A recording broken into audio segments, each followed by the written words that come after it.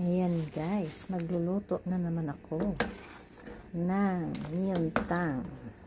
Ayan na siya, may mu, kaya radish, yung malalaking radish. Tapos ito yung isda, yung ulo ng isda. Ayan, sarap yan siya. Tapos mayroon siyang sprout beans.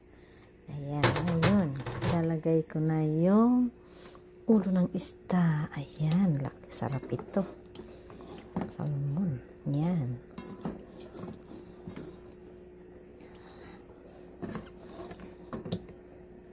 Sarap siya. Ayan. Ayan na siya guys. Tapos ito yung kanyang para masarap. Ayan siya guys.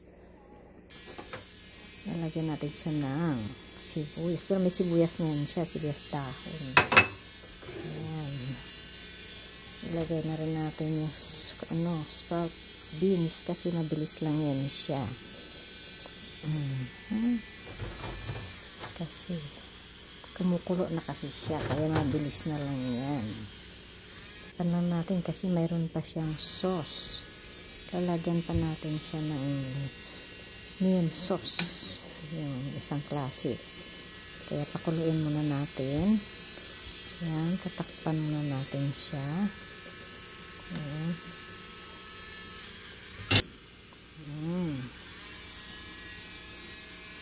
Ayan na siya guys. Nilagyan ko na siya ng chili paste para masarap. Ayan. Ayan. Palagyan pa natin siya ng medyo lakasan natin ang apoy.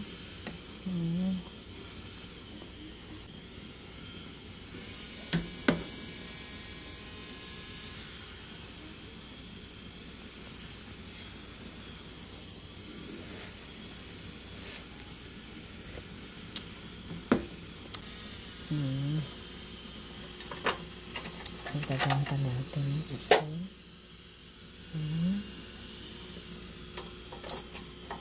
Para maging masarap. Yan na siya. Kaya okay na to. Kaya ayun ang aking myeontang. Ayan. Thank you for watching guys.